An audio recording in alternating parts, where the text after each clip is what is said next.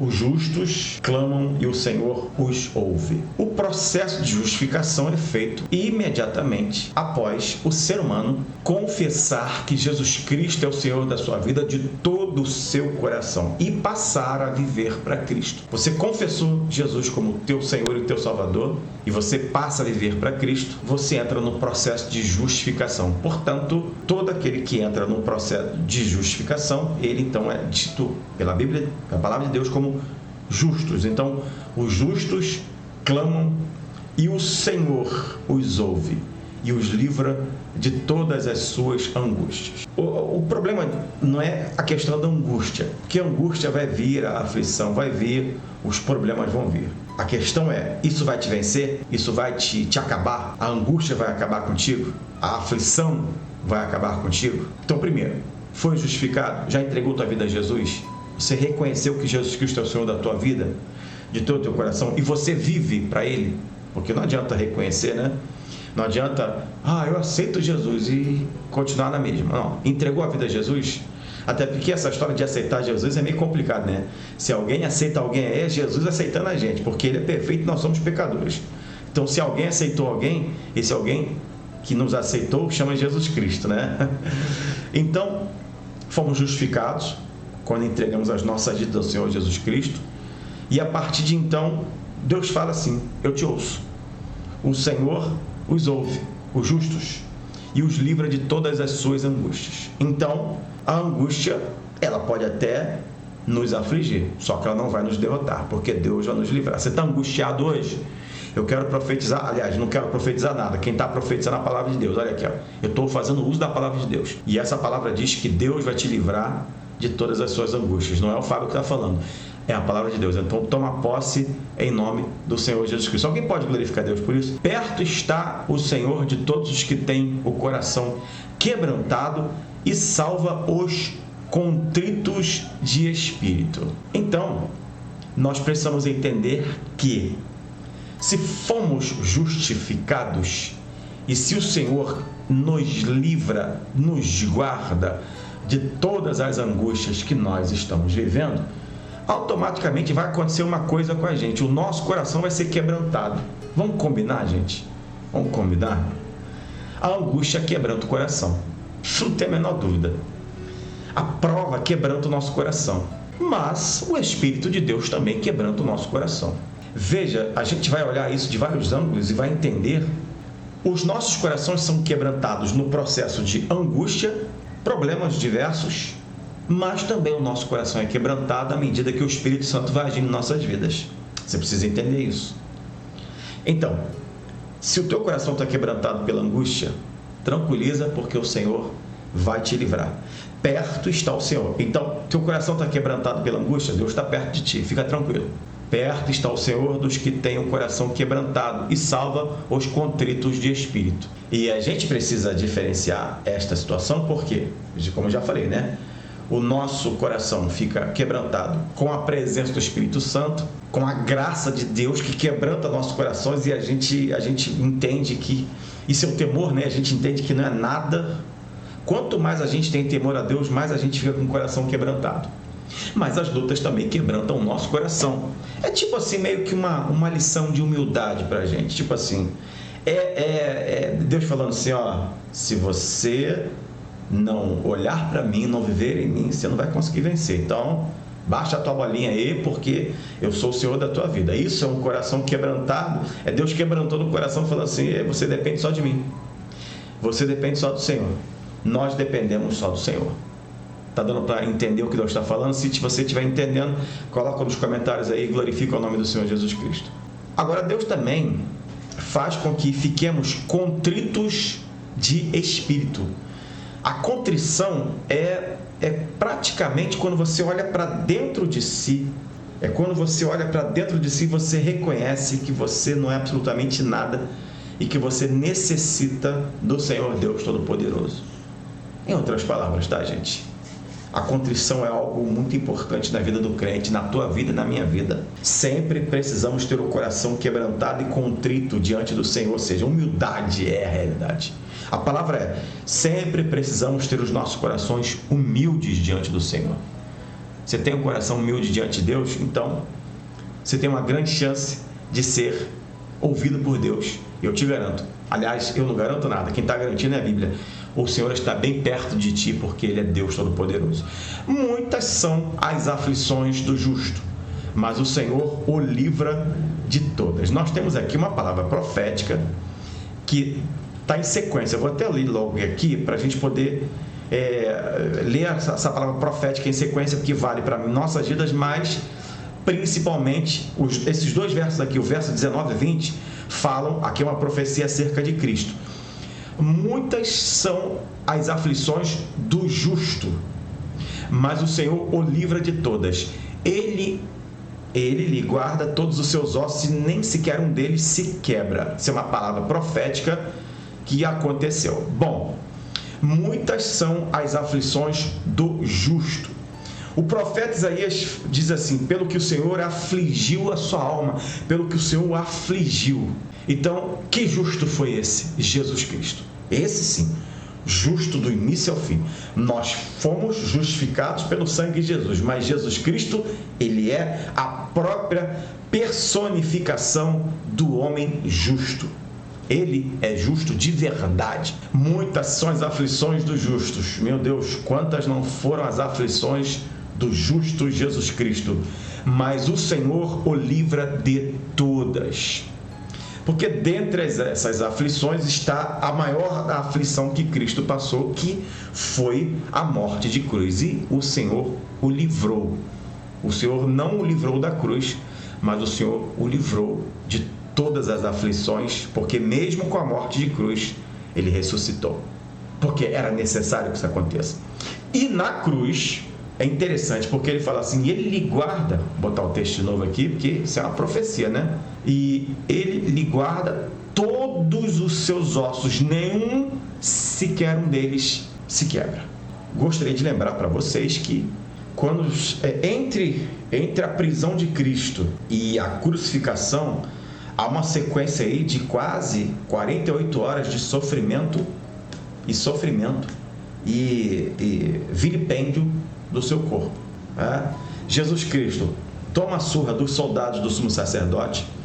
Jesus Cristo apanha dos próprios sacerdotes, que dão na cara dele. E aí Jesus Cristo, isso a noite toda, e ele não come, ele já está com sede, ele já não bebe nada, e ele não tem comida nenhuma. Então Jesus Cristo é preso, no Getsemane, toma uma chapuletada dos guardas do sumo sacerdote, apanha dos sacerdotes, ok?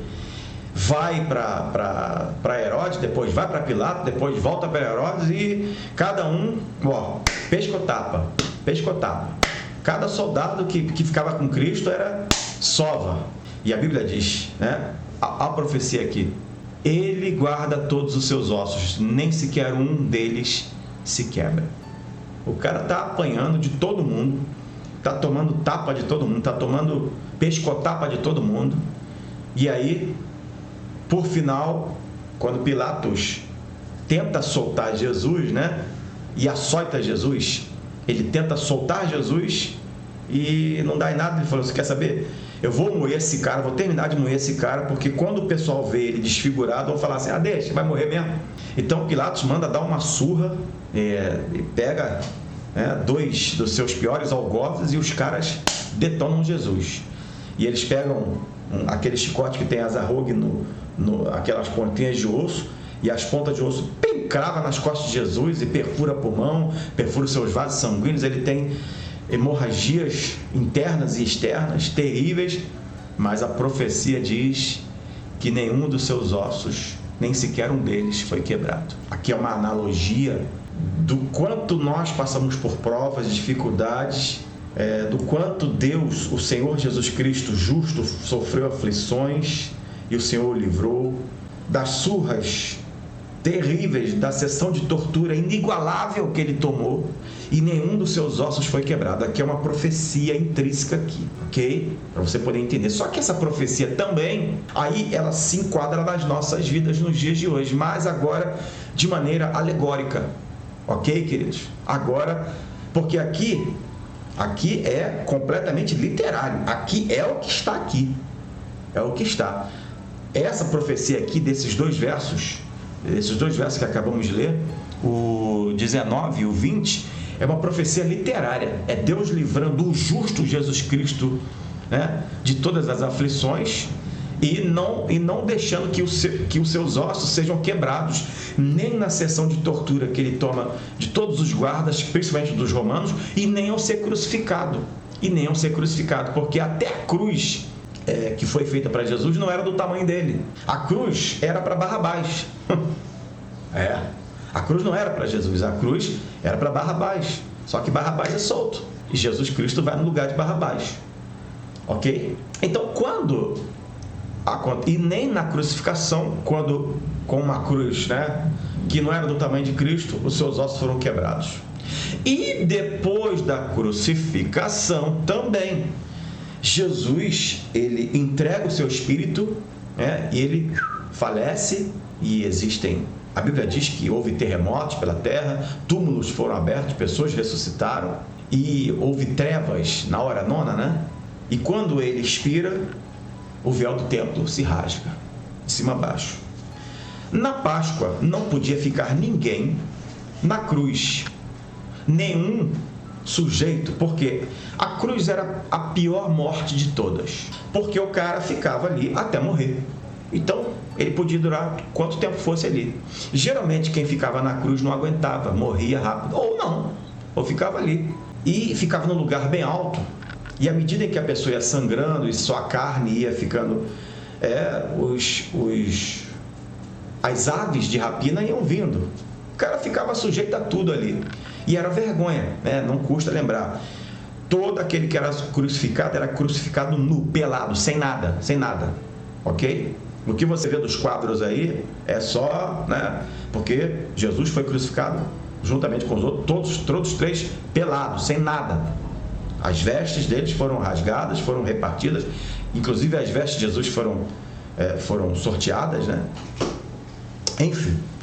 Então, na crucificação, na Páscoa, como eles foram crucificados antes da Páscoa, exatamente, só na Páscoa, tá? Na Páscoa não podia ficar. Se tivesse algum julgamento e alguém fosse condenado à morte de cruz e fosse perto da Páscoa, essa pessoa tinha que morrer até a Páscoa. Se não morresse na Páscoa, o que eles tinham que fazer? As pernas de quem estava na cruz tinham que ser quebradas, mas não é quebrada por si só, não. Era fratura exposta mesmo. Então, os soldados romanos foram lá verificar, Jesus estava morto. Não quebraram as pernas de Cristo. Tiraram ele da cruz, e aí José de Arimateia pede o corpo de Cristo, você já sabe como é que é. Só que os outros dois, nada feito, estavam vivos ainda. E os soldados romanos vão lá e estraçalham a perna dos caras. Por quê? Para eles morrerem ali. Estraçalham as pernas dele, para eles não terem mais como sair dali, para eles não terem mais como andar, ok? E tiram eles da cruz também, porque não podia ficar ninguém na Páscoa na cruz. Então, a profecia se cumpriu. E nenhum dos seus ossos, nenhum sequer foi quebrado. Os cravos passaram, né? Passaram aqui em Cristo, tanto aqui quanto nos pés, e nenhum dos seus ossos foram quebrados. Ou seja, até nisso Deus teve misericórdia. Foi sofrimento? Foi, mas a profecia se cumpriu e o Senhor livrou. Agora vamos para a nossa vida, porque na nossa vida também vai acontecer isso, como eu falei, de forma alegórica, profética para mim e para você. Muitas são as aflições do justo, mas o Senhor o livra de todas. Então acontece a mesma coisa comigo, contigo. Amados, nós passamos por aflições, nós passamos por problemas, nós passamos por dificuldades, enfim. Fomos justificados? Fomos, Deus está conosco. Você foi justificado? Você já entregou tua vida a Jesus Cristo? Então você foi justificado. Permaneça nele. Então muitas são as nossas aflições, mas o Senhor nos livra. E continua nos livrando, nos guardando e nos dando vitória. Ele guarda todos os seus ossos, nem sequer um deles se quebra. E aqui eu já te falei, é alegórico. Para mim e para você, o que acontece? Esse guardar os ossos, Deus fala que vai guardar a tua vida por completo. E Ele vai guardar a tua vida, só Ele pode tomar a tua vida. Porque Cristo entrega a vida ao Senhor e fala, Senhor, em tuas mãos entrego o meu espírito. As nossas vidas, queridos, só estão nas mãos do nosso Deus. O que é nascido de Deus, o maligno não o toca. Você pode glorificar Deus por isso? Você é nascido por Deus? o maligno não toca na tua vida. Deixa nos comentários aí. Eu creio nesta palavra para a minha vida em nome de Jesus. Prosseguindo, vou prosseguir aqui. A malícia matará o ímpio e os que aborrecem o justo serão punidos. Agora nós vamos para os dias atuais. Eita Deus! Agora nós vamos para mais uma profecia para a nossa vida agora, para a tua vida nesse momento. Se você entende, deixa nos comentários aí, glorifica o nome do Senhor Jesus Cristo. A malícia matará o ímpio e os que aborrecem o justo serão punidos. Bom, para a gente se considerar justo, já te falei, nós precisamos estar no Senhor Jesus Cristo. O processo de justificação se dá quando o ser humano conhece e entrega a sua vida a Jesus Cristo. E aí passa e nunca mais sai da presença dele. A gente não pode abrir mão disso, para que a gente possa usufruir da palavra de Deus, senão nada feito. Você entende o que Deus está falando? Se você entende, deixa nos comentários. Agora, a malícia matará o ímpio. Por quê? O ímpio, aquele que não tem Deus, aquele que blasfema, aquele que não quer saber de Jesus Cristo, que é ímpio por natureza, que não se entregou a Jesus Cristo, se tem uma coisa que está no coração do ímpio, é a malícia. E a malícia está ligada a coisas más, ou seja, a capacidade de fazer coisas más. Malícia. Então a Bíblia está dizendo que o ímpio vai cair na sua própria armadilha. Alguém pode glorificar Deus por isso? Está escrito. E os que aborrecem o justo serão punidos. Então, amados, realmente é difícil a gente viver nestes dias sendo literalmente perturbados pelos maliciosos de plantão, pelos ímpios de plantão e por aqueles que se dizem crentes, mas não são, e que nos perturbam também. A Bíblia está dizendo o seguinte, está escrito, e os que aborrecem o justo serão punidos. Então, coloca no teu coração isso. Primeiramente, mantenha a tua vida no Senhor Jesus Cristo para você fazer jus a essa justificação, para você poder colocar diante de Deus os teus clamores e falar. Lembra do rei Ezequias, quando recebe a palavra do profeta e ele se volta para a parede e ele vai para o templo, se volta e se humilha e falou: Senhor, lembra que eu estive diante de ti com sinceridade, meu coração sempre foi sincero, ou seja, Senhor, lembra que eu fui justificado por ti, Senhor.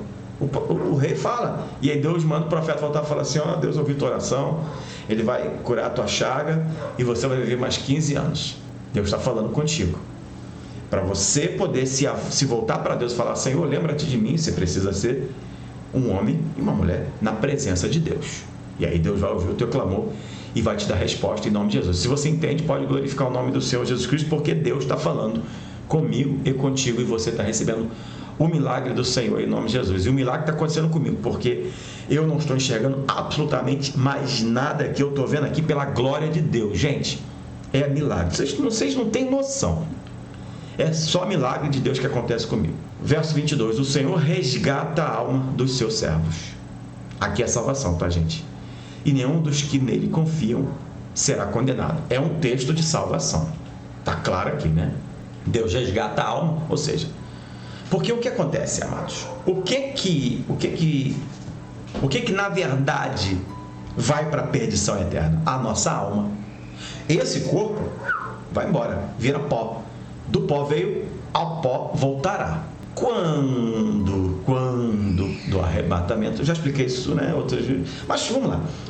Depois do arrebatamento, aquela coisa toda, lago de fogo e enxofre para quem foi para o inferno.